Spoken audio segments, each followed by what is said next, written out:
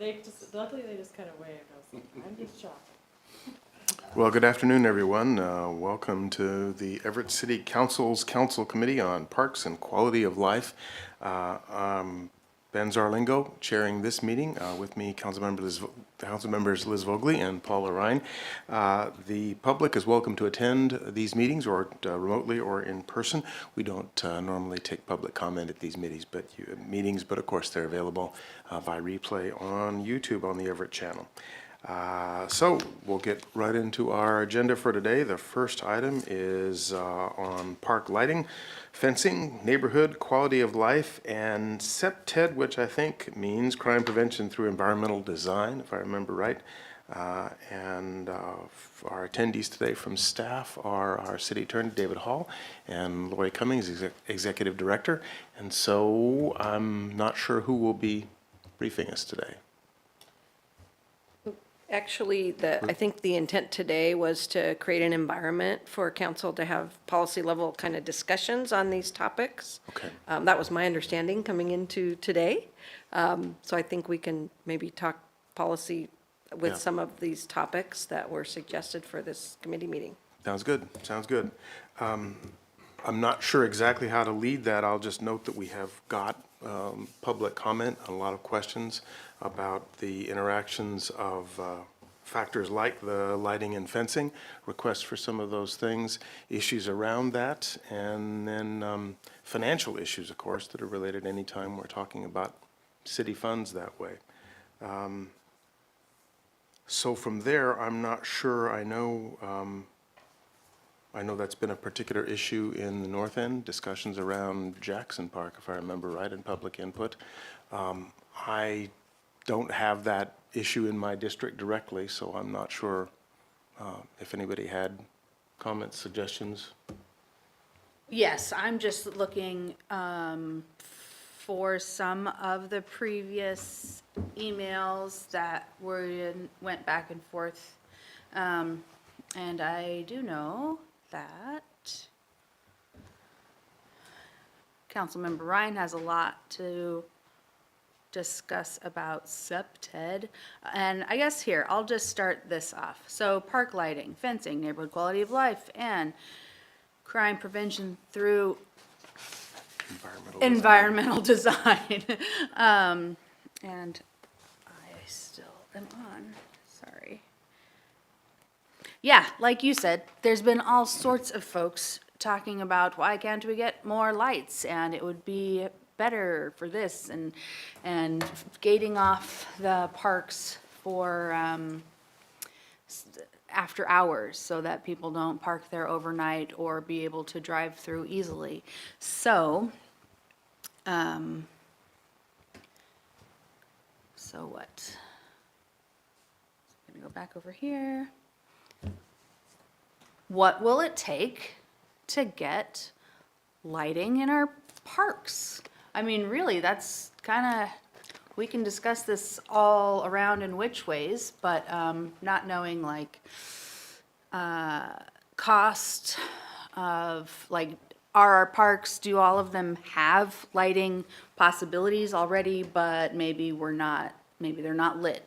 Or I know that we changed out the light bulbs, the light bulb types, and a lot, maybe all of our city lighting, I'm not sure. I'm not sure about associated with that. I don't think there is a consistent city policy, because I know some parks, for example, are gated. There's varying amounts of lights, and I think some of that is in response to the individual situation of some of those parks. And of course, some of it is according to staffing, getting things opened and closed and that sort of thing. I guess that's one question that comes up for me. Is there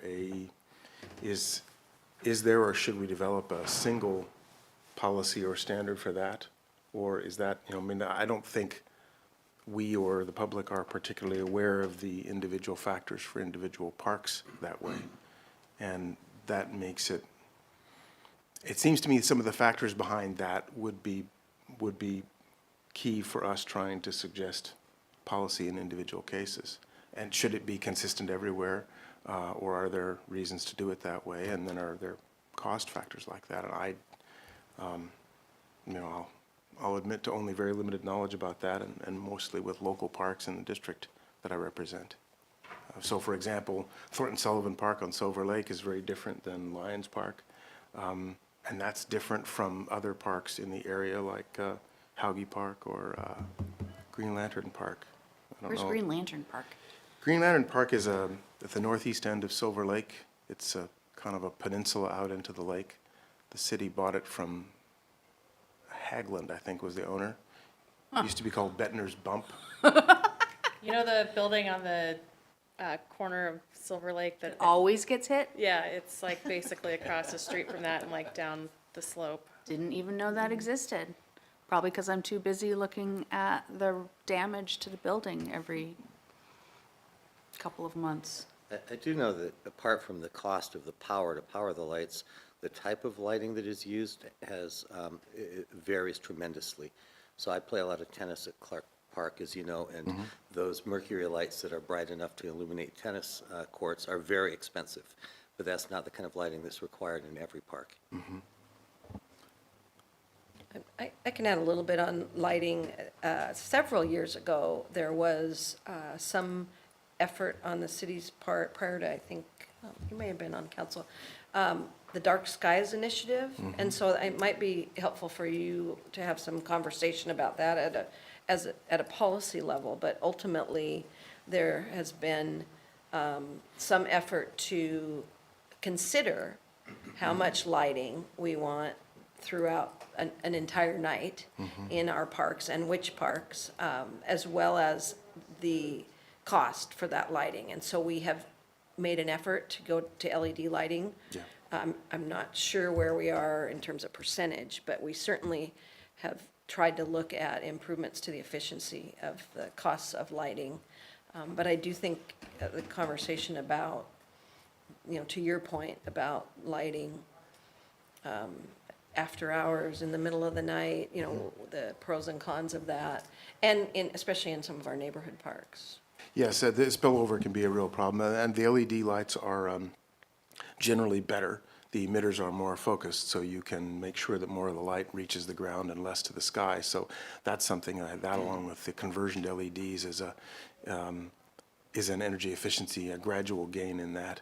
I guess then from a standpoint of policy and the feedback we get from our community members, then maybe that's something to have to add to our agenda as a future discussion. Then maybe hear from Bob Leonard or someone in Parks about a little bit about how they make their choices. Because I start by assuming that they're doing what they're doing for a good reason, and it has to do with the mix of use factors and safety and cost.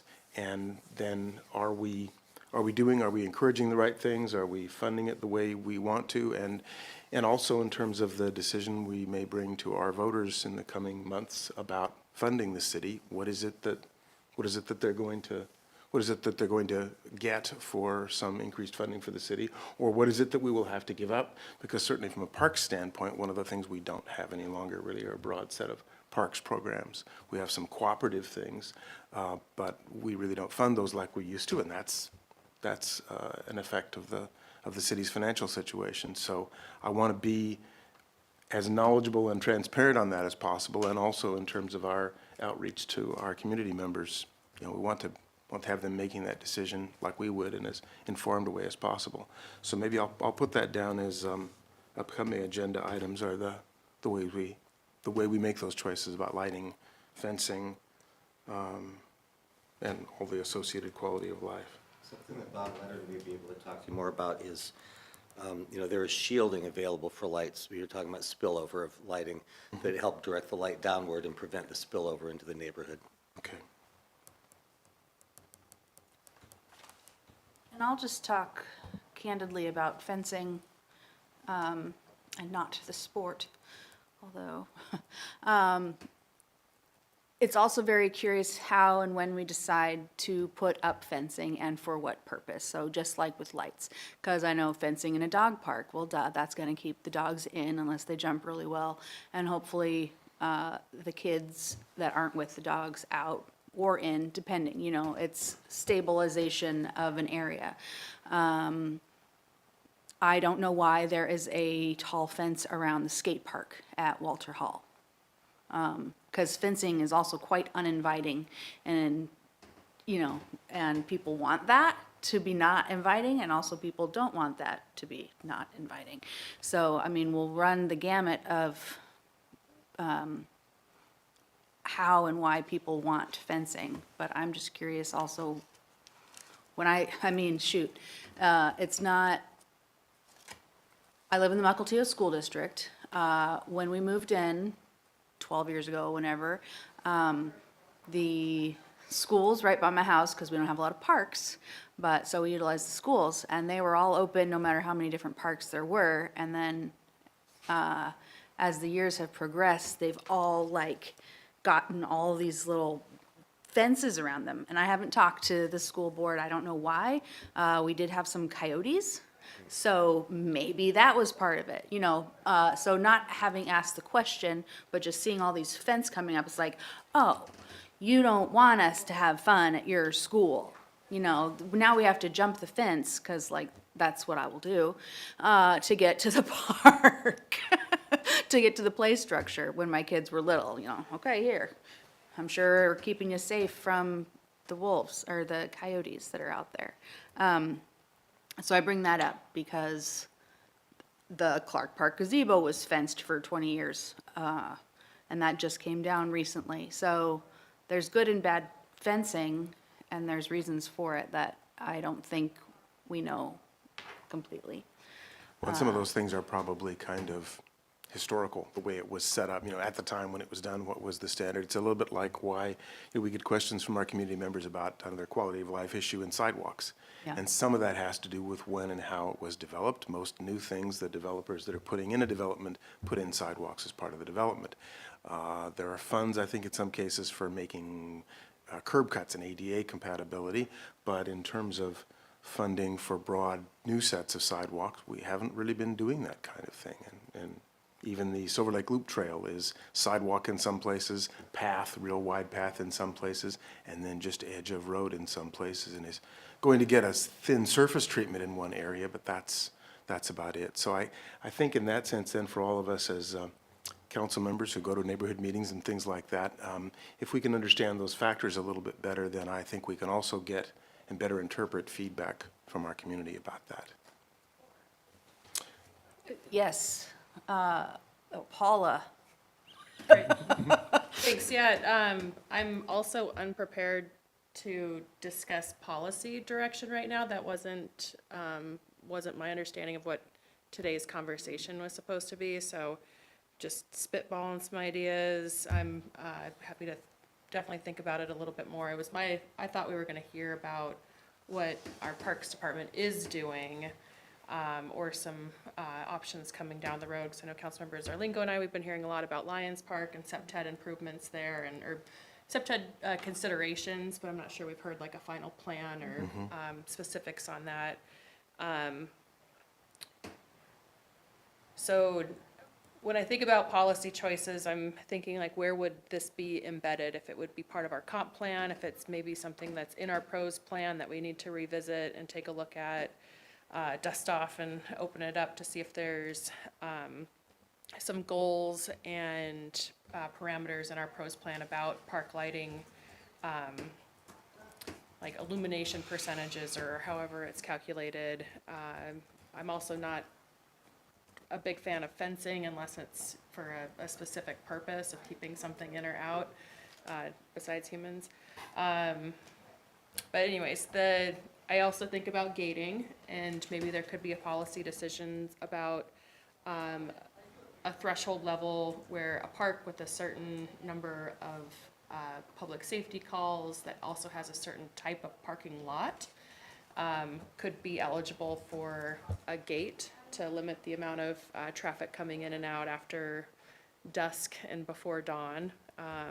maybe there's another policy decision about park hours and when parks are available. I hear a lot from my folks in the Lowell neighborhood about their different parks there with frustrations about overnight parking and parking restrictions in their parks, just in the activities that tend to come along with folks parking overnight. So that could be a policy discussion. But yeah, I would love to hear more. I think a lot about just tree trimming and lines of sight and lighting and but where that intersects with the council making a decision about policy versus operational executions, I'm not totally prepared to speak on that this evening. But in general, I would love to see more park lighting. or just lighting in general too, for pedestrian safety and alleyway safety and safety. I've always been curious if there's grant funding from like the Department of Transportation, either at the state level or the federal level, for better and more lighting. So I know it's terribly expensive, but I do think it would be a worthwhile investment. A quick question, Mr. Hall.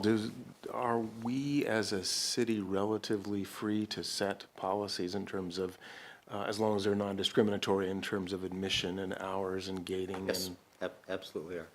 And on the grant question, yeah, I'm guessing that police have some expertise in the grants available for SEPTED, because a lot of the agencies, especially the federal agencies that provide grant funding for SEPTED initiatives are the DOJ and other similar federal law enforcement agencies. They have a lot of resources online if you care to look that up, but I'm guessing, because we have a grant writer in the police department, I'm guessing they have access to that kind of funding. Right. Another idea with regards to lighting, I was thinking about how certain neighborhoods, and particularly certain areas of Everett, like South Everett, isn't as, what's the word I'm looking for? Dense with street lighting as North Everett, with gridded streets and just the infrastructure that's been there for a long time. So I would like to see a similar approach to equitable lighting in the city as we are taking with our equitable tree coverage, where we're doing the tree canopy analysis and knowing that certain neighborhoods and certain areas of the city have less tree coverage. So efforts should be focused on those areas to increase tree coverage. So similarly, with lighting, I think that might be a policy direction that could happen. And then I guess one other element, of course, is activity in the parks and making sure they are as actively used as possible. One thing I think we all sense is that if a park is being actively used a lot of the time, that tends to create positive vibes. The neighbors care, it keeps cleaner, it pushes away some undesirable activities. So that, and I've been happy to see that, especially in the one park I'm particularly familiar with at Thornton Sullivan, the new playground area there. After 20 years or so, the old one was worn out and the new one has been. It was absolutely dead full and just swarming with people at a weekday in February in the afternoon when school was out. So that's the kind of stuff I think we'd all like to see more of. In that sense, also just gradually seeing more park resources in the southeast area in District 4, where there just is less than the rest. West. South, did I say southeast? Meant Yeah. southwest. Sorry about that. I'd just like to add one more thing in that as we, whether it's council or whether it's a mayor or both, receive concerns specific to park areas, the mayor pulls together a group to talk about those specific park areas. And we've heard about Jackson Park a bit more, Wiggums Hall a little bit, Lions, of course. And so on an operational level, our staff step back and evaluate where we are currently with lighting, with the safety features within a park, and is there anything additional we can do. I think Bob Leonard and his team default to, when park improvements are made, that whole park safety filter priority when it comes to adding lighting and adding other safety features as well. And then I think for gates, it's really thinking through the the pros and cons of that, you know, because just putting a gate up oftentimes won't necessarily have the impact that, that we're hoping for, depending on the park and the surrounding areas and what's fenced and what's not fenced, to your point, so. And but there gates is need but- staff, you know, you need staff to open and close them at those hours. And I Yeah, know so that's an that, I issue know as well. that the mayor's done some work with the team on some of those, I guess, hot spots, if you will, that we've heard more about lately. And I think from that standpoint, there's a lot of thought that's gone into that that isn't always obvious to us. So, and what people tend to do, at least what I've seen in the community, is people will point to some other park that has something that their park doesn't, or doesn't suffer, or does suffer from something their park doesn't. And so that comparison, it's easier to make sense of that and bring back some feedback to maybe inform policy or programs if we understand how that stuff's made. So I think that's kind of first on my future agenda here, is to work with Bob and try to get more info on that. To piggyback just a little bit, for instance, the gazebo at Clark Park is being in lots of discussion, and I believe we're building one in Westmont, Walter Hall.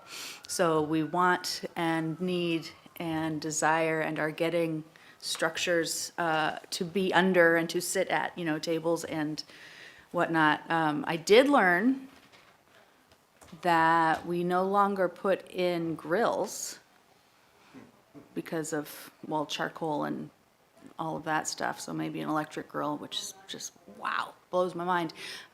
So yes, what one has and the other doesn't, or one has and then doesn't want anymore, it's pretty tricky for everywhere. And then I was thinking too, I live on the street that the buses use to get into Explore, and that's fenced, that one, where the buses go. You can get into the school however you want. But even gates don't necessarily stop a person if they want to get through. And so we had that go down once as well. They've got to get away, and so they went right through that fence. The gate that has to be locked and unlocked for the buses every morning and evening. So there's so much to talk about it. Well, and one of the things that I guess my last thought on this one has to do with, it's spurred by the comment about Clark Park and the gazebo and a dog park there. In a distinct contrast from when I was renting some years ago, I think the latest statistic is that in the multifamily, in the apartments, something over half the people, nearly 60%, have dogs. And I see apartment complexes with dog runs. So that is a need that's clearly expanded a lot over recent years, and maybe more even during the pandemic. But that's one of those other factors, I guess, a good one to discuss with our Parks Department, because it sounds like that's one of the things they're responding to. Just Also wasn't as- planning then, because you can require things and permits and whatnot for buildings. So that's one for our Built Environment Committee next month. As a suggestion I see for our pending items for future agendas, there's the Parks Capital Improvements Projects update. So drawing together what Lori had shared earlier about how many of these improvements are embedded in that larger plan for a park improvement. Maybe during that briefing, there can be special consideration to relay what type of SEPTED improvements will be coming underway. And Other projects on that list. I wonder, I mean, I'm only slightly familiar with SEPTED factors. That might be also the kind of thing that I'm not sure if we probably have one or more knowledgeable folks in the city staff on that. Because that will inform some of these decisions, which means we should probably be able to talk with, I'd like to be able to talk with a little bit of familiarity when I talk to neighbors about that. So maybe that can be part of a briefing, because I imagine it's embedded in a lot of parks choices, policy choices now.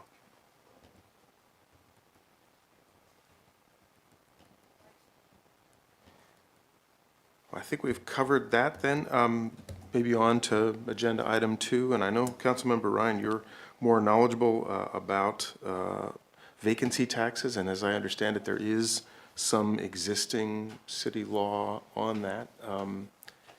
I guess what I would aim at is for you and Attorney Hall, is that kind of thing working, or is it sort of hibernating now? And is it something we should revive, improve? Although I don't remember it very well, I did draft the vacancy registry ordinance 10 or 12 years ago, and my sense is that we put a lot of effort into surveying the downtown area and putting properties on the registry and contacting owners initially, and that in recent years, there has not been much attention paid to enforcing that ordinance. That's my sense, but I'm not necessarily the most knowledgeable on that, on the enforcement aspect. I would concur. I think it's been challenging to look at the enforcement piece. You know, I think perhaps council might want to chat about kind of the goals and the purpose that what's hoping to be accomplished, and then what is missing from what we currently have. I think that might be helpful to us. The other ordinance that I don't think we've enforced for a long time is I forget what we called it, but the vacant storefront ordinance. It required owners of vacant spaces to put some kind of either painting on the window or display near the window so that there was some visual interest from the street, and it did not look so much like an empty space, but kind of contributed to the vibrancy of the street life. And I doubt that we still enforce that like we did initially. Do you know where to find those in the, what numbers are they? Great. Chapter 1616 of the Everett Municipal Code has the parameters about the maintenance of vacant commercial space in the central business district. And so this, as far as I can tell, applies only to urban mixed zone for commercial spaces. In this is the general minimum maintenance requirements for property owners, and it includes things like just maintaining their exterior surfaces, protection of, if a protection of a surface is compromised, they need to fix it, making sure that seals are watertight so that folks don't get a bunch of water in their business, maintaining exterior walls free from moss, algae, dirt, and grime, and rooftop structures for free of moss. I think of a lot. Sometimes when I'm downtown, I think about how many buildings need a pressure washing so bad. So there is the general maintenance requirements, and also in 1616 is the vacant commercial space registration. I do think it's a little bit strict. Folks are supposed to register within 10 days of their space being vacant. And then there are some off-ramps, which I think are great. If the person is showing that they're working hard to fill the vacant storefront, they don't need to register, or they can opt out of it. If the land's gonna be subject to redevelopment, or if the land's currently actively being sold, they wouldn't need to register. The registration needs to go through the Snohomish County Auditor's Office. And then there's also a section here about window displays for commercial spaces not occupied for 30 days, and it requires a responsible person to take steps to maintain a vibrant streetscape by painting windows, displaying works of art, or other types of things. And then the fees for vacant commercial spaces is $250 for each space vacant for less than 1 year, which I think is, especially in our current climate, I don't think I would like to see that taken out. And then $500 for each space vacant for 1 to 2 years, $750 for each space vacant for 2 to 3 years, and $1,000 for each space vacant for at least 3 years, and for each year thereafter until the building is occupied. So I think it would be nice to dust this off, especially the parts about maintaining a vibrant storefront. You know, I'm downtown a number of times each week and see a lot of opportunities for liveliness and just breathing life into our downtown spaces. I know that our placemaking crew is working really hard on brainstorming some different ideas of ways to entice folks to fill those vacancies, but I also think there's a number of property owners that are not actively looking for tenants, and I would like to see them be encouraged to either fill those vacancies with a tenant that would be, you know, reasonable for the space and also for the downtown area, but also just to help just restore the vibrancy of downtown. So I guess for me, Especially it does talk about how enforcement is by a building official, the building official, and I'm not quite sure who that person is with the city. Currently, it's Tony Lee, the building official in Public Works. And my sense is the reason that these have not been enforced in recent years is not lack of desire to enforce it, but because with budget, all this takes a lot of staff time. So code enforcement, for example, is stretched pretty thin just with basic code enforcement. The building official has pretty limited resources, and so any real push to enforce a lot of what we have on the books already would take some more funding. It's not just a matter of we forgot, right? Yeah, I'll add too, I looked into San Francisco's storefront vacancy policies, and their policy is a little bit different, that businesses were, if they were vacant for a certain amount of time, they were fined based on the number of feet of store frontage along the sidewalk, which I thought was interesting. So the longer the front of your vacant space is, then the more you would be fined for not filling it. So, yeah, happy to have a great discussion about it. Yeah. Is the person's, what do you call it? I am a council member. You are the city attorney. They're actually called the building official? That's an That's official title. their official title? Okay. And who was that? Tony Lee. Tony. I think part of this too, it was the money that, if the fines would pay for the Yeah. position type of, and the registration, if folks were to register their vacant storefront, then that would go into the pot to pay for the person doing the Yeah, inspections. my sense in some preliminary work on this is that that group of resources of which Tony Lee's a prime part is also what helps us move developments and permitting forward and do inspections and that sort of thing. And that's been a challenge and sometimes holding back some of our growth. And I know Mayor Franklin has added staff for that's coming, and we're trying to work on improving some processes. And one thing that strikes me in this is that in a lot of ways, the interests of the landowners, of the business owners, of the property owners, should generally, not always, but generally be the same as that of the cities. We want something vibrant, active, generating activity, generating a good quality of life, and sales tax and business taxes in the bargain. And I suppose an element of that might be to get a briefing, some comments from the Downtown Everett Association. They probably know that the best, because if we are trying to come up with policy and incentives and avoid, unproductive disincentives, then they may be able to tell us what's holding people back. I mean, maybe there are property owners who just aren't interested. They're sitting on a property and waiting for it to appreciate, but don't want to go through the trouble of getting it a condition to rent or to lease out. I don't know.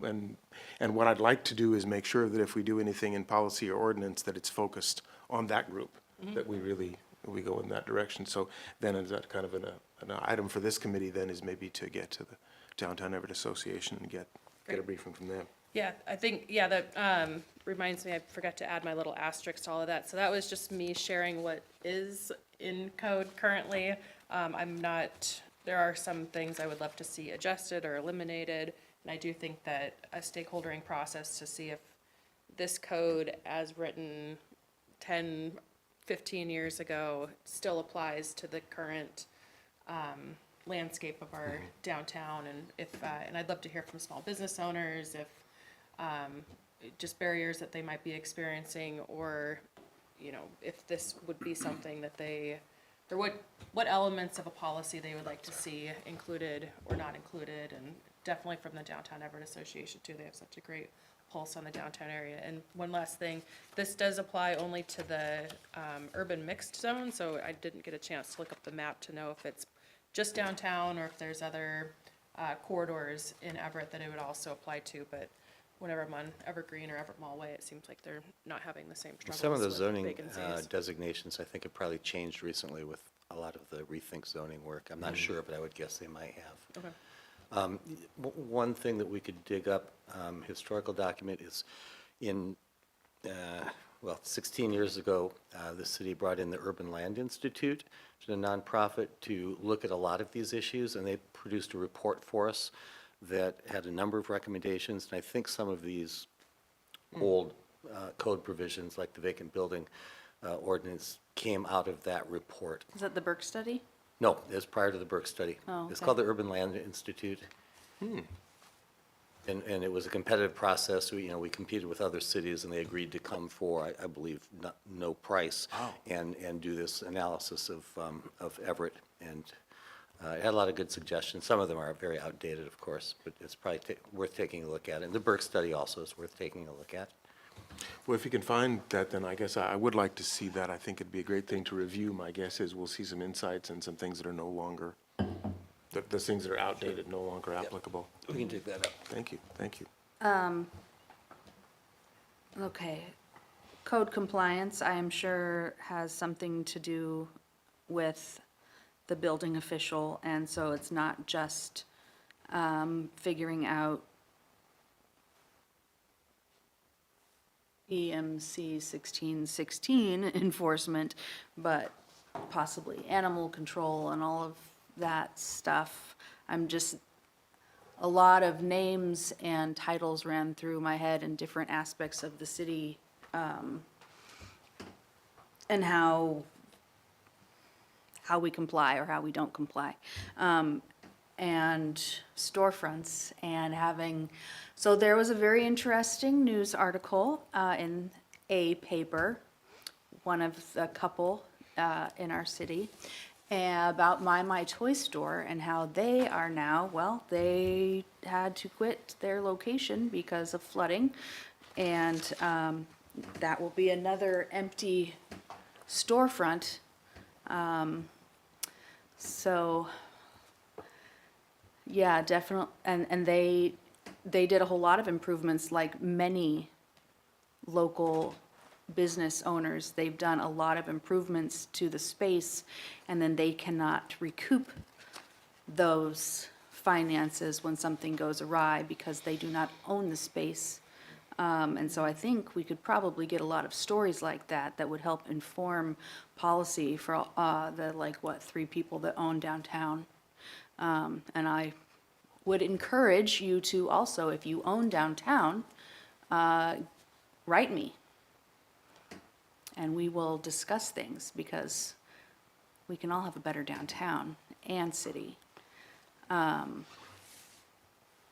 Because we need it, and you need to help. Well, I guess advancing on to the next item. I have one Yes, last couple please. things. So as far as enforcements, for the, another thought about enforcement, if that could possibly be outsourced, maybe if this type of program isn't, if we don't have room on somebody's plate for it now, and it's a minimal amount of work, maybe we can outsource it to a different group that might be working downtown that could do it. Also in the ordinance, it mentions an annual report should come to the city council in January of every odd year. I'm not sure if, didn't see it last year, but if I don't want anybody to go out of their way to come up with it, knowing that this is not necessarily a current active program in the city, but if there's an easy way to do a query of vacancies downtown, I think that would be really helpful to understand the scope. Thank you. That's all. All right, well then with respect to our agenda here, I think one way we could do some good is, in terms of goal setting for the committee, our next agenda item, I suspect that maybe sort of officializing or focusing on some of the things we've talked about here today as the things we can do that would be the most effective for our community members, most beneficial for this committee would be some of the stuff we've already talked about here today. Several briefings with respect to parks and practices and policies and trade-offs, and then educating us on the SEPTED factors and what all we can do that way, and then briefings basically resurrect some of the other studies that have been done before. A briefing then from Downtown Everett Association affecting this.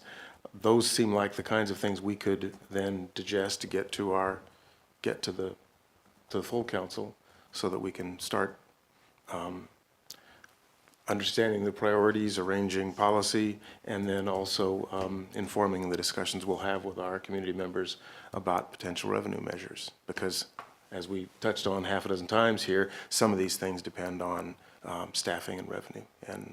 And we've got to fix that to make everything healthy before the rest. I'm thinking that perhaps the reason today is going as it is because council wants very much to be able to have conversations about the things that we're talking about and move away from briefings. But we didn't realize that we got to have a conversation today without any briefing.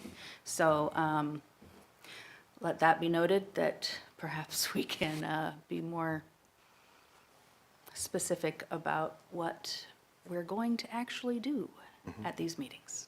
I would recommend that at the council meeting later this evening to notify full council that That's what the we're doing. direction Yeah. that we're apparently taking now.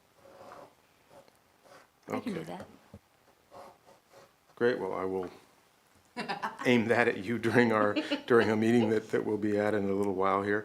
I guess then that sort of gives us three things to get, to take action on: the lighting, fencing, neighborhood quality of life, the SEPTED, and then what's going on with vacancy taxes, because certainly we ought to have all the input we can on that, the earlier policies and then what we get from downtown Everett.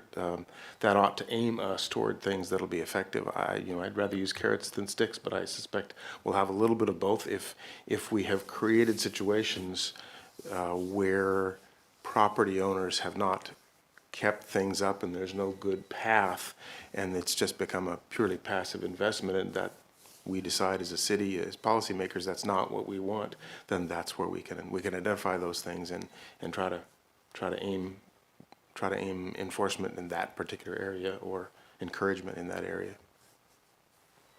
And with respect to the next item on our agenda, the web page updates, I have not done anything on that. I haven't looked at this kind of stuff. I don't know if either of you two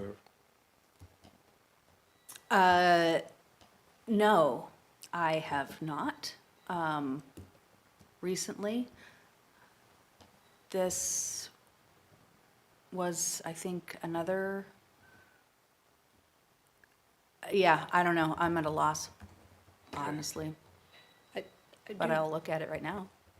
And I do believe Angie made some updates, so if She was, but there I may didn't- not have been an opportunity yet for you all to look at those, but that might be a good starting point as well.